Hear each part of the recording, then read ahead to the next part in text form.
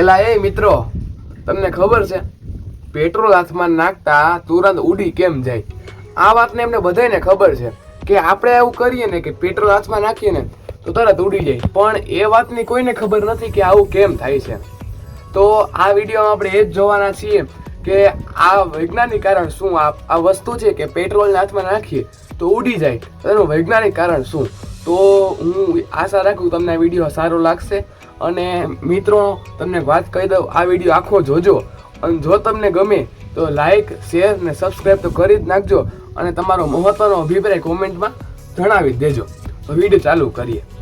તો મિત્રો, આમાં શું છે, પેટ્રોલ છે ને તે બાષ્પીભવન થાય ને તેવું પ્રવાહી છે.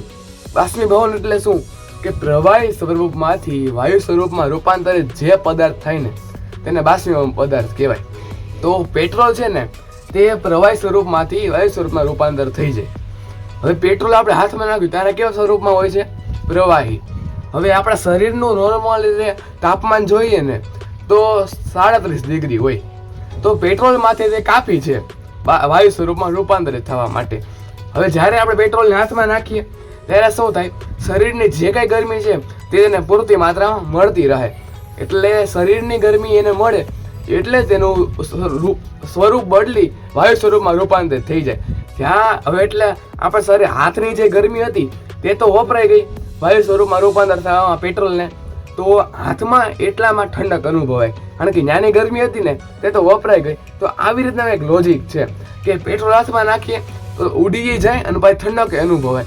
એના માટે આ લોજિક છે કે પેટ્રોલ છે તે બાષ્પીભવન થઈને વાયુ સ્વરૂપમાં રૂપાંતરિત થાય, અને હાથની જે કાંઈ ગરમી હતી કે ઉર્જા હતી તે વપરાઈ ગઈ, એટલે આપણે હાથને ઠંડક એટલે કે આમ રાહત એટલે આમ ઠંડક અનુભવાય. તો આવી રીતના આ પ્રશ્નનો હલ થાય. તો મિત્રો, આવા જ અવનવા પ્રશ્નો આ ચેનલમાં આવતા રહેવાના છે.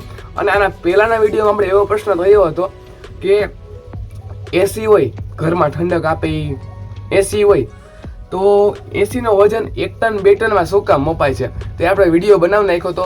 કારણ કે મિત્રો, તમે આ વિડીયો જોતા હોય તો ઓલો વિડીયો ખાસ જોઈ જ નાખજો, કારણ કે એમાં પ્રશ્ન ખૂબ સારો હતો કે એસીનો આપણે એસી ઉપર આપણે ખુદ બેસી જઈને તો એનો વજન તો 1 ટન 2 ટન થતો નથી, તો મપાય શું કામ 1 ટન 2 ટનમાં? તો આવો કંઈક પ્રશ્ન હતો, અને તેનો પણ આપણે સાયન્ટિફિક રીઝન સાથે જવાબ આપ્યો હતો. તો તે પણ આ વિડીયો જોઈ લેજો. અને આ વિડીયોમાં બીજું જ કંઈ હતું નહીં કે પ્રશ્નનો જવાબ આપવાનો હતો, તો મેં તમને જવાબ આપી દીધો.